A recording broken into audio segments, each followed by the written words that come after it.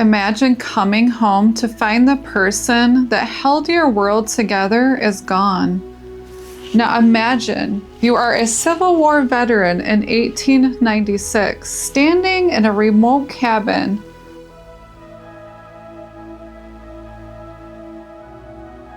On the Washington frontier, your wife has just died in childbirth. You are entirely all alone. And looking up at you are 6 hungry children, completely dependent on your survival. Most men of that era would have given the children away to relatives or to orphanages. They would have said that a farm could not be run by a single man while raising a newborn baby. But William Jackson Smart didn't pull back. He stepped forward.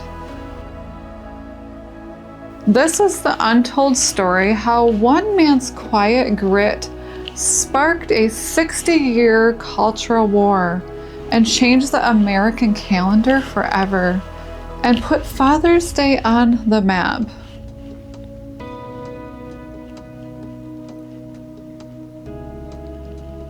Long before it became a commercial goldmine of backyard barbecues and hardware and store gift cards, Father's Day was born from the soot of coal mining disasters and the fierce love of a daughter that was left behind.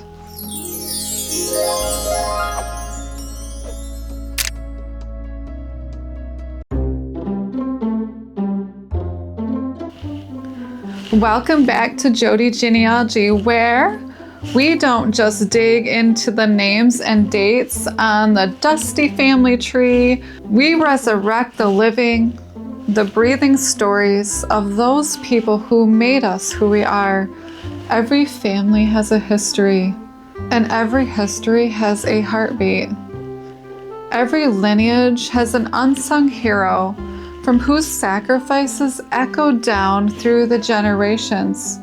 Today, we are turning back the pages of American archives to explore a piece of history that we all celebrate, but are rarely truly understood. To find the roots of this story, we have to travel back to May of 1909, inside a crowded, sunlit church in Spokane, Washington. Inside that church, the air is thick with the scent of fresh-cut carnations. The minister is giving a sermon on Mother's Day. But in the middle of the pews sits a 27-year-old woman named Sonora Smart Dodd. And she isn't crying for a mother. She is thinking about her father. Her father, William, a Civil War veteran who single-handedly raised 6 children through sheer grit and unwavering love. Here at Jody Genealogy, we look past the generic cards to find theories of men who built history. The history of Father's Day is a reminder that every family has a tree anchored by these quiet everyday heroes, the fathers, the grandfathers, and the patriarchs who weathered life's storm so that we could all flourish today together. Now, 62 years after Sonora first sat and spoke in that Spokane church, Father's Day was officially a national federal holiday. Sonora was 90 years old when that finally happened. She lived just long enough to see her father's legacy codified into law. Now, history remembers the generals who led the charges, the politicians who signed the treaties, and the titans of the industry who built the skyscrapers. But history often forgets the quiet, bruised hands that build the homes they return to. It is in May of 1909, inside a crowded church in Spokane, Washington.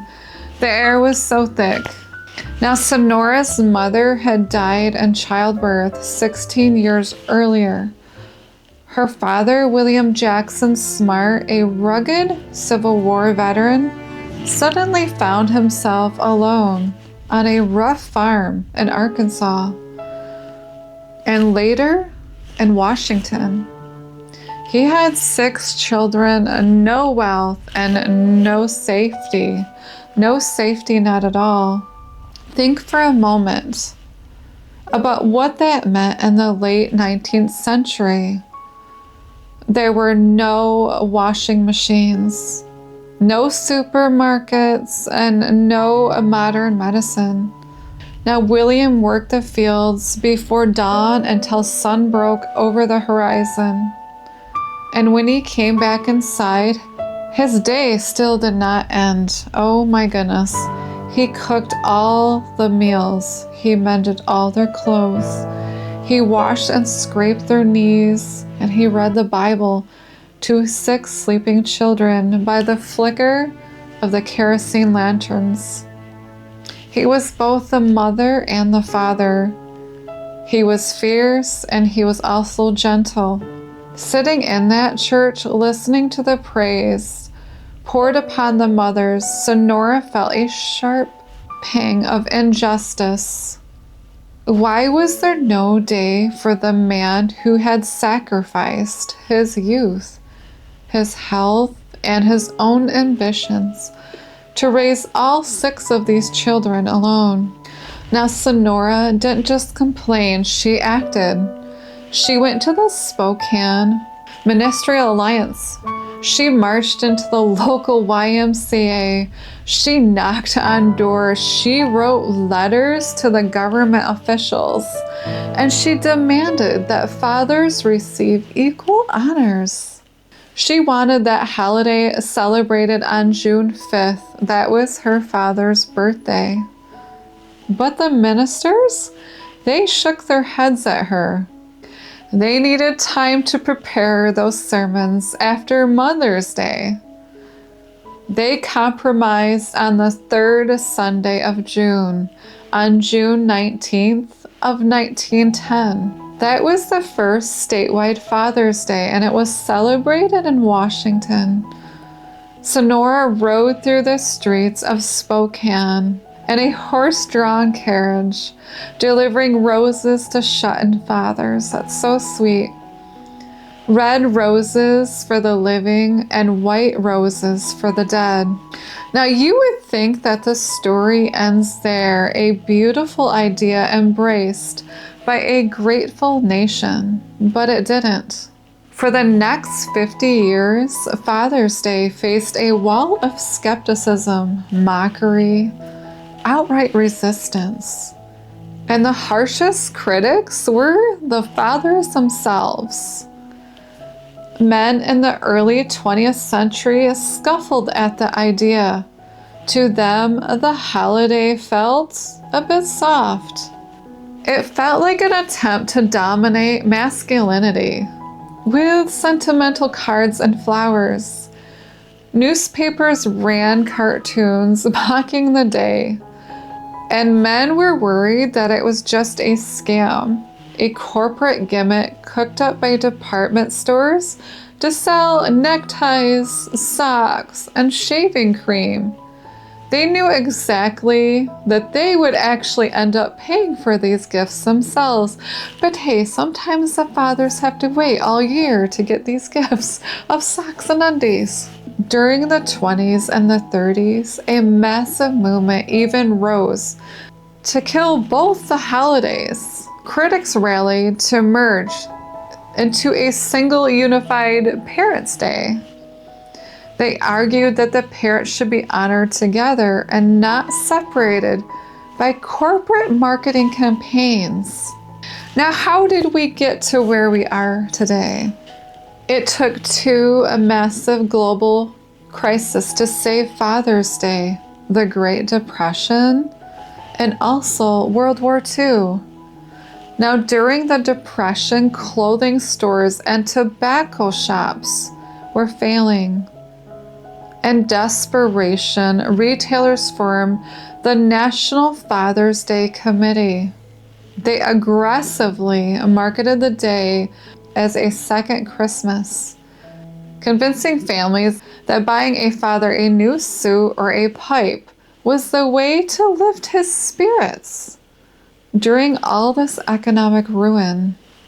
Then came 1941 and Pearl Harbor, and suddenly millions of American men were shipping out to the front lines.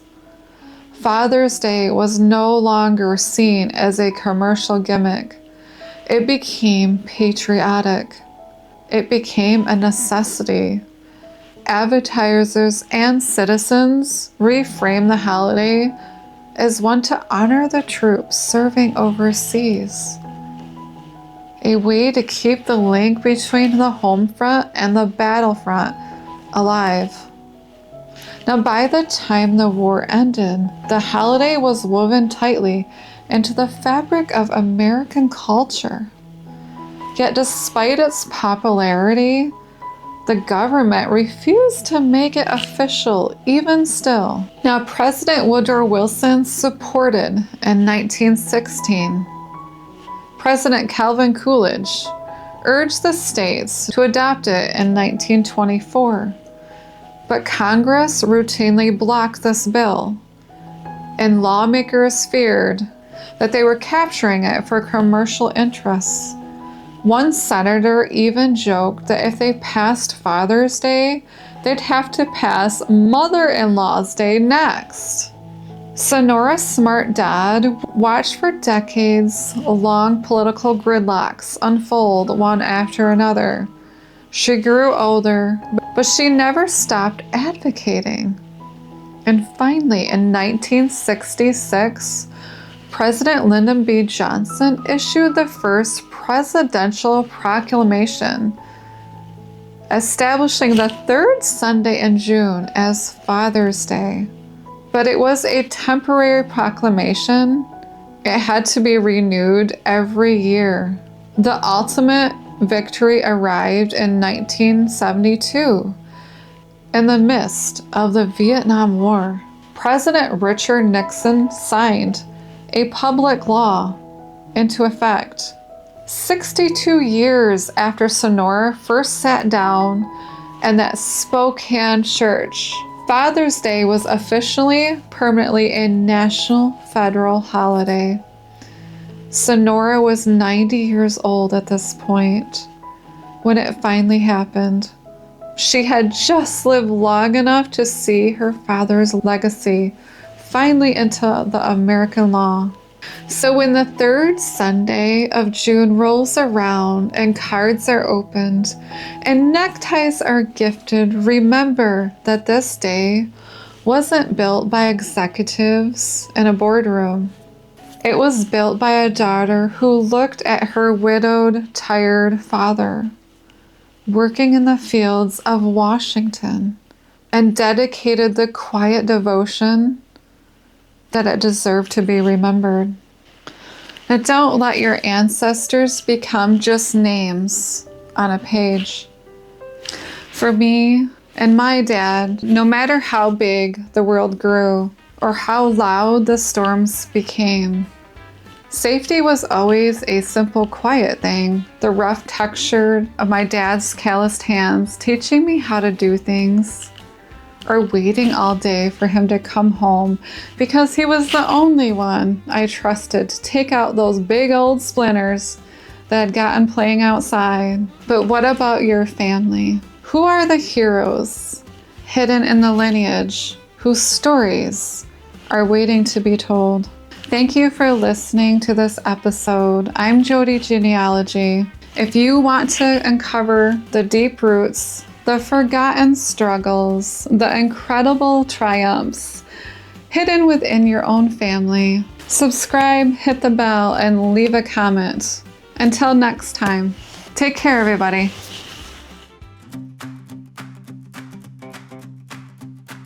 Well, I came from Liberty with a family tree, digging up the past where the secrets used to be. I got a notebook of names and a coffee in my hand, chasing down a mystery across this wide land. Grandma's got a secret, Grandpa's got one too. A faded photograph and a clue or two. From courthouse papers